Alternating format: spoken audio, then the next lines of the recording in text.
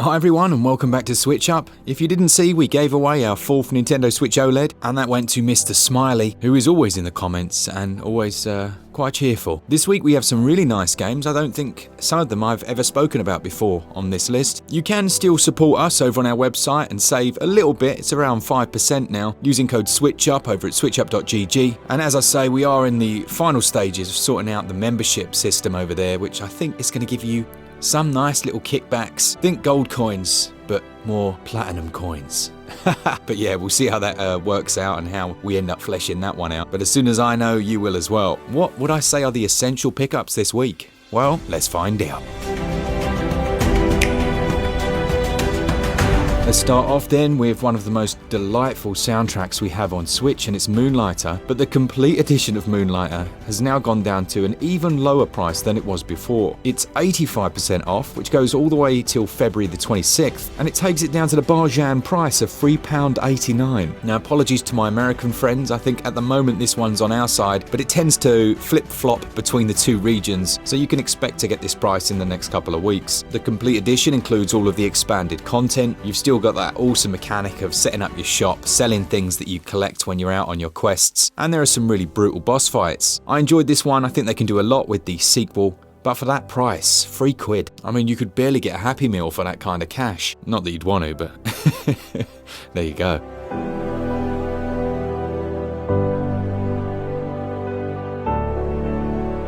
Following on from that is probably the best deal for strategy fans, at least, or turn-based strategy fans that enjoy that old Advance Wars style. It's Wargroove. Now, Wargroove is down to 60%, but that only goes on till February the 6th here in the UK and the 7th in America. It takes it down to £6.39 or your regional equivalent, and as I just said there, it does take inspiration from Advance Wars, and I believe it comes from Chucklefish, who have some great games, and I'm sure the sequel of this is already in the works, if not very close to finishing. I hope I haven't just spoiled something there. If not, that's a complete guess. But the adventure takes you across a vast map where you can choose your next battle with a nice little storyline to boot. And for that price, if you can grab it before that sale ends, it's well worth adding to your collection.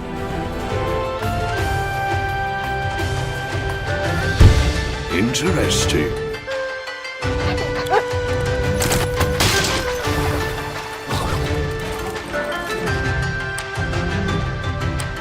You'll never see me coming! The physical pickup for this week is a one that's available here in the UK, and it's a game that I've absolutely loved. It's Xenoblade 3, which at Amazon at the moment can be purchased for £29.99, and I think Argos might have it for that price as well. That's a decent price for what's a huge, very well produced monolith RPG, and I'm sure there'll be sales in other regions, but I just couldn't find any. It's got fast-paced combat using your different team members. There are a few irritating one-liners, like Lance trying to find something a bit meatier, but you can't win them all. There's one place that might give you a chance. Sword March. Our city.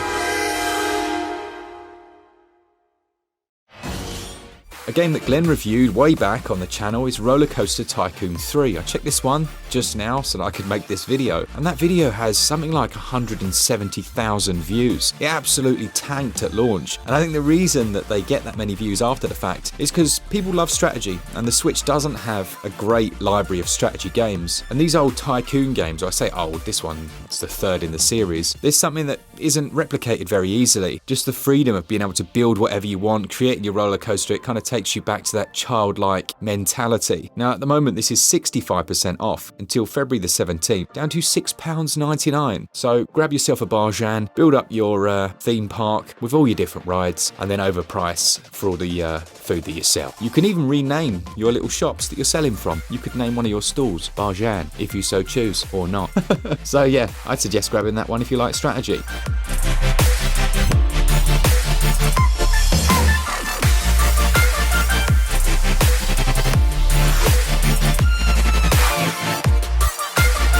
Far Lone Sales was a lovely little game, and I was excited for Changing Tides, but unfortunately we didn't get to review it on this channel. Switch Corner reviewed this and he really enjoyed it. Although it's not perfect and it's not the longest game ever, at half price, it's well worth adding to your collection, and you don't need to have played the first game. Now obviously, as the title suggests, this time around it takes place on the oceans as you set on quite an epic voyage, but you have to move around your ship and maintain it, and it almost splits from a side perspective so that you can see all the different rooms inside. But what's very cool is there's a mechanic where you can actually dive out the bottom of it and then go exploring under the waters, where you'll find shipwrecks and other items. Well worth the price, although it is a little bit shorter.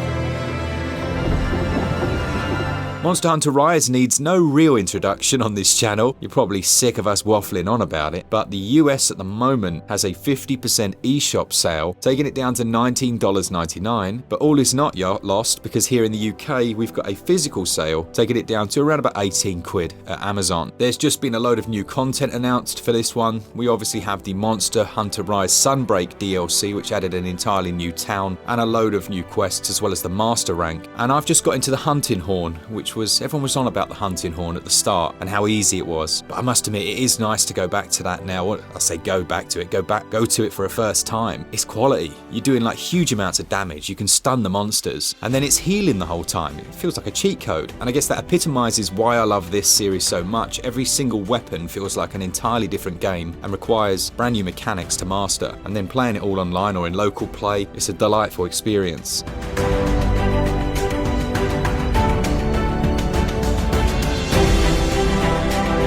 My pickup for the week, and I'd call it a hidden, what's like just below a gem. Now, it's kind of a gem, but it's, well, I'll explain. Now, I'm a big fan of point-and-click adventures and adventure games in general, and I noticed Minute of Islands on sale at 70% off, which took it down to £5.99, and being the very, very deep person that I am, I absolutely love the artwork. So I picked it up and thought, yeah, this is not too bad at all. Now I bashed it out, that sounds wrong, in about 5 or 6 hours. That sounds impressive.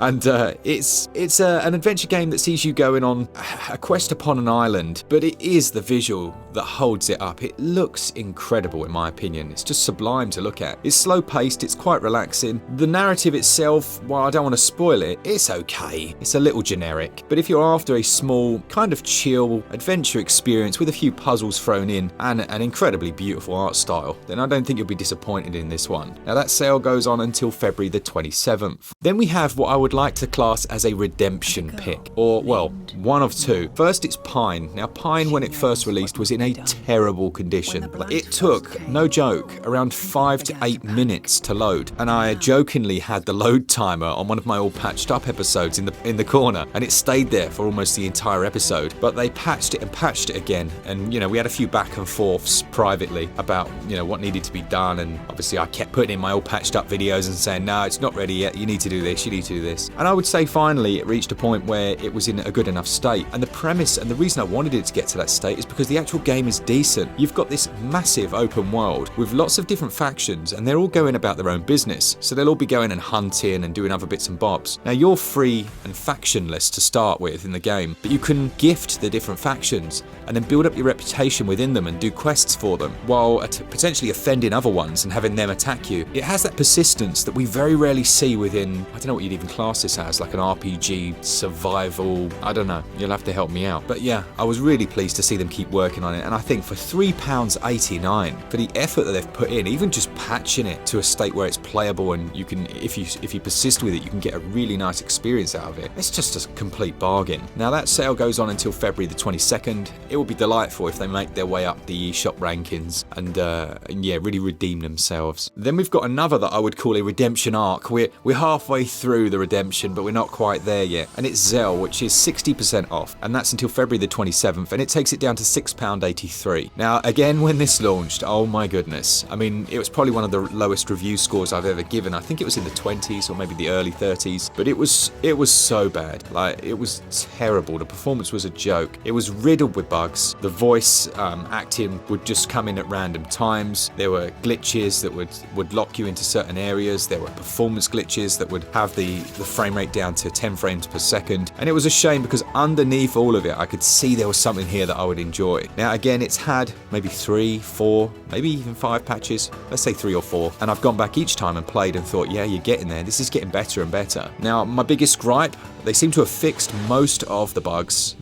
The big bugs, I should say, is still the performance. There's still some performance issues, specifically in one area, and to try and tackle it, they've like stripped out all of the. It was on this like farm area, and there were crops there. They've just taken the crops out, but the performance isn't fixed, so it makes me think there's something else going on there. So potentially there'll be some more rebuilding that needs to happen. But the fact that they keep trying.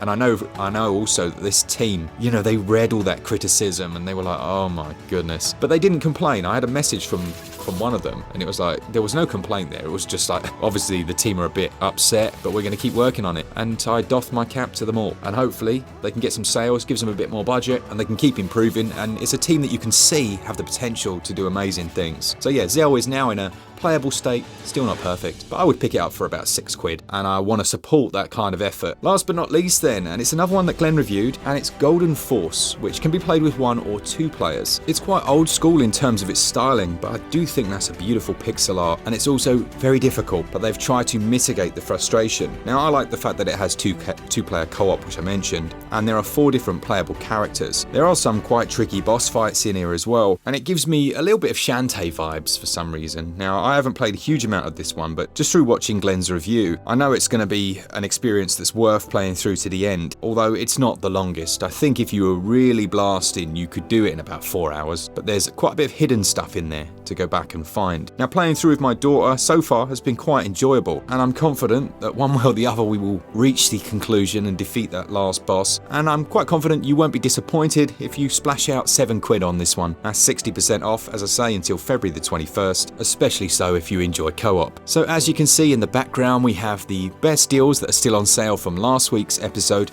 just flashing up on the screen. And now is the time, if you haven't done so, to sign up to our website switchup.gg. Always use that code SwitchUp to save yourself a little bit of money and we get a little kickback. And if you're a physical collector and use PlayAsia, we have a discount for that as well in the description. Now, I have been working away on the Joy-Con review for the new Nixie GameCube controller. I have some thoughts about it, because the drift fixing of the Hall sensing joystick. Yeah, Houston, we may have a problem. I mean, we'll see in the full review, so keep your eyes out on that. Make sure you're subscribed and your notifications and all that jazz are on. And really, I'm just looking at the next possible little thing we can give away or do for our community, because you guys are awesome. Thanks so much to all of you that enjoy it. Hope you're having a lovely day, and as always, for all things Switch, all the time, keep it Switch up. Cheers, guys. See ya!